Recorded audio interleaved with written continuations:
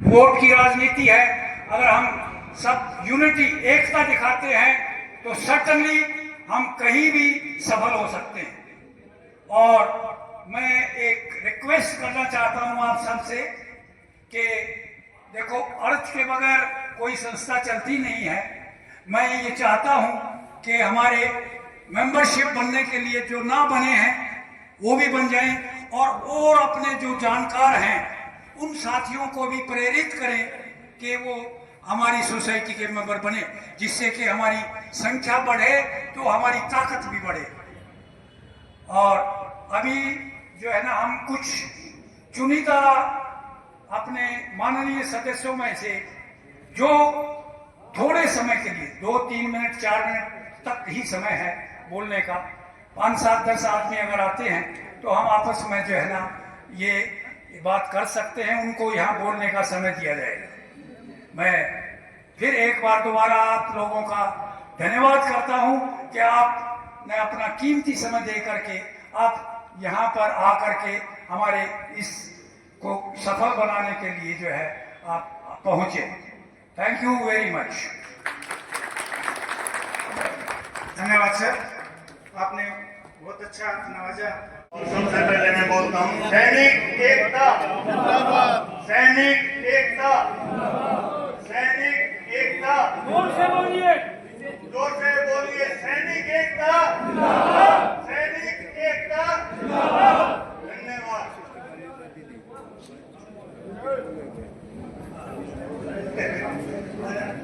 सभी वक्ताओं ने अपनी अपनी बातें रखी और मैं भी 2 लाइन में आप लोगों से बोलना चाहूंगा।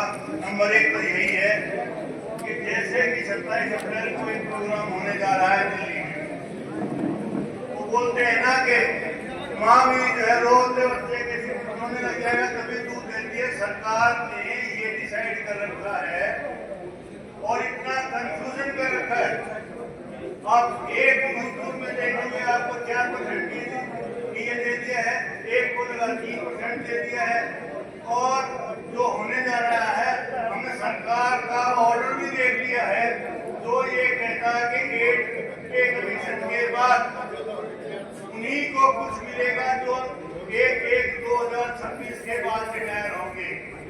इसका मतलब ये हुआ कि सरकार जो है हमें अंधेरे में रखना चाह रही है। हमने ये भी देख लिया है कि पार्लियामेंट में क्वेश्चन उठाया गया था इसी के ऊपर। प्लीज सुनिए, मैं मेरे काम की बातें करने जा रहा हूँ, बात मांगी नहीं। तो उसमें उन्होंने जवाब ये दिया है, नहीं, बेनिफिट हर एक को दिया जाएगा, चाहे उसकी डेट ऑफ रिटायरमेंट कोई भी हो, इंक्लूडिंग डिफेंस पर्सनल। तो अब इसको किसको सच माने, किसको नहीं माने। एक मीटिंग हुई थी, एक ऑल इंडिया की पेंशनर्स एसोसिएशन है, उसकी मीटिंग हुई थी चीफ सेक्रेटरी ऑफ इंडिया से, और उसने ये मान लिया है कि इस विषय में एक हम क्लैरिफिकेशन लेटर जारी करेंगे। अब ये कह नहीं सकते कि कोई उसकी लिमिट तो डाली नहीं दिया कि कब करना है कब नहीं करना है। चलिए उसका इंतजार कर लेते हैं। लेकिन 27 अप्रैल का जिसका जिक्र पहले भी हो चुका है, हम कह रहे हैं इसी तरह हम पूरा 1 साल निकाल चुके हैं, लेकिन वो एकता हमें पहले भी दिखाई नहीं दी थी। हेलो, प्लीज बातें सुनिए। तो हम लोग एक दूसरे से अगर कोई डिफरेंसेस भी हैं तो उनको बुलाकर और 27 अप्रैल को चलने के लिए जो नाम यहाँ लिखे जा रहे हैं हम उन सबको फोन करके पहले बताएंगे। तो 27 अप्रैल के लिए वो लोग तैयार रहेंगे, ऐसा मैं मानता हूँ। बोलिए हाँ या ना, तैयार है? तो जल्दी हाथ नीचे मत करो, मैं गिनने जा रहा हूँ, बोलो तैयार है? बिल्कुल ठीक, धन्यवाद।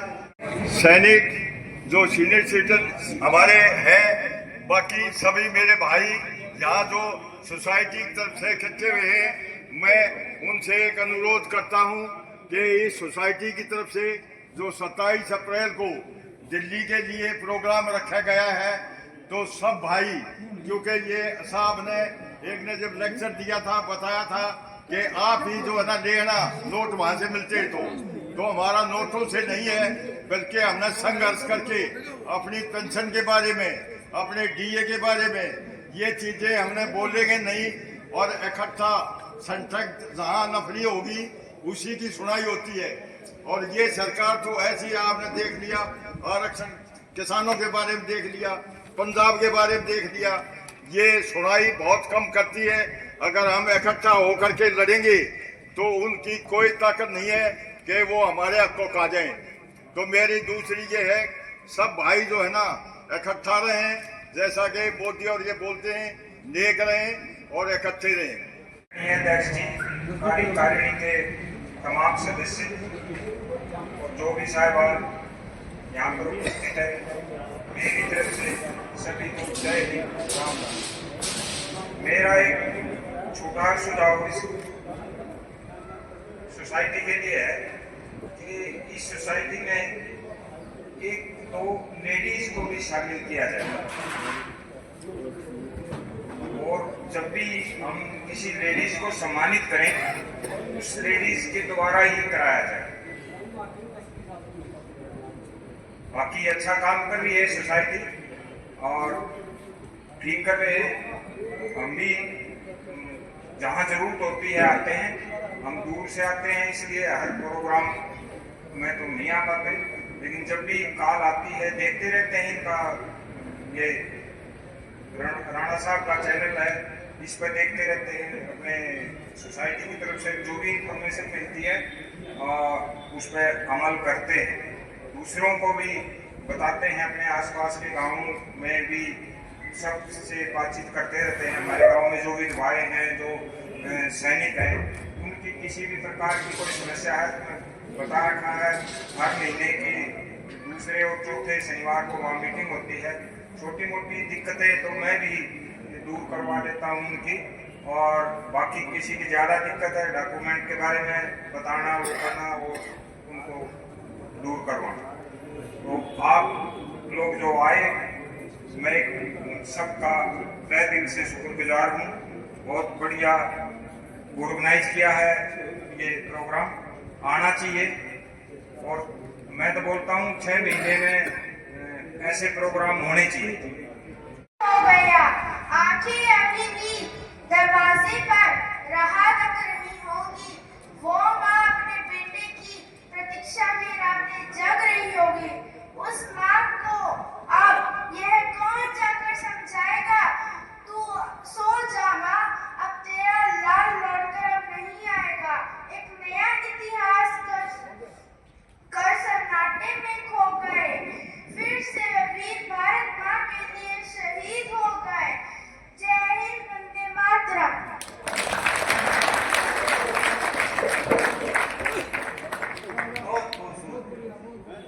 क्यों हमारा हम एक फैमिली है, आज इकट्ठे हुए हैं और देश के रक्षक हैं। मुझे ये जान करके मेरे को भी सम्मान किया कि मेरा फर्स्ट टाइम है, और हम जो जवान जो कुछ करने वाले हैं, जो अभी बोला है जंतर मंतर पर, उसमें हिस्सा लेना चाहिए। और जिनको ज्ञान नहीं है, इधर नहीं आए, उनको भी बताना चाहिए। ठीक है, ये हमारी एक यूनिटी स्ट्रेंथ है। मैं इसे, और जिसने भी ये बंदोबस्त किया है, जो ये चल रहा है, मैं उसका बहुत बहुत धन्यवाद करता हूँ और उससे हाथ मिलाना चाहता हूँ।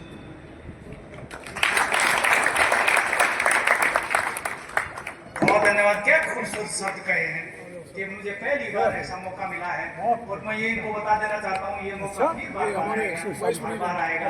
जब तक हम हैं, आपके पीछे हैं, आपके आगे हैं, आपके साथ हैं। इसको मैं बहुत बहुत धन्यवाद करता हूं, जो कि हमारे विचारों का आदान प्रदान करता है। जिस तरीके से आज हमारा महामिलन समारोह था, ये बड़ा कारगर और सही साबित हुआ है। हमारे कार्यकारिणी के जितने भी सदस्य हैं, देखो उनके हाथों में तिरंगा, और तिरंगा जब हाथ में आ जाता है तो अपने आप ही हमारे अंदर की भावना उजागर हो जाती है और हम गदगद हो जाते हैं।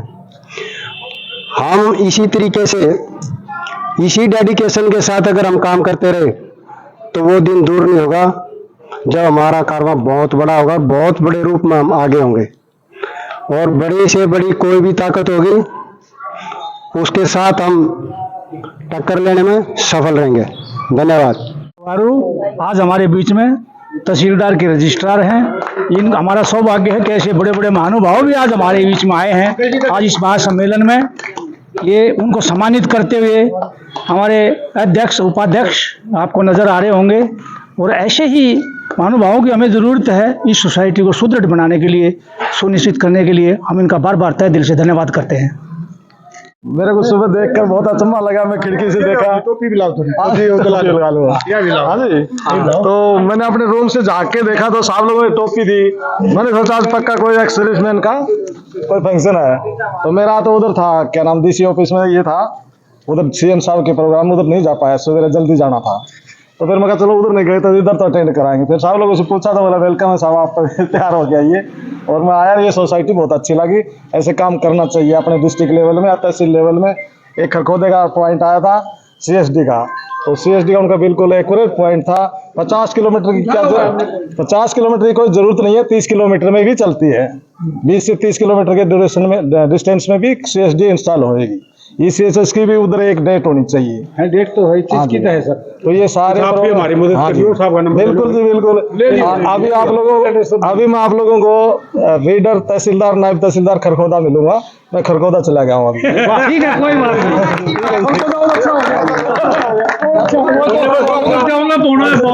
कभी भी आना, 116 नंबर कमरे में मिलूंगा जी। बहुत मेहरबानी, ले लेंगे हम।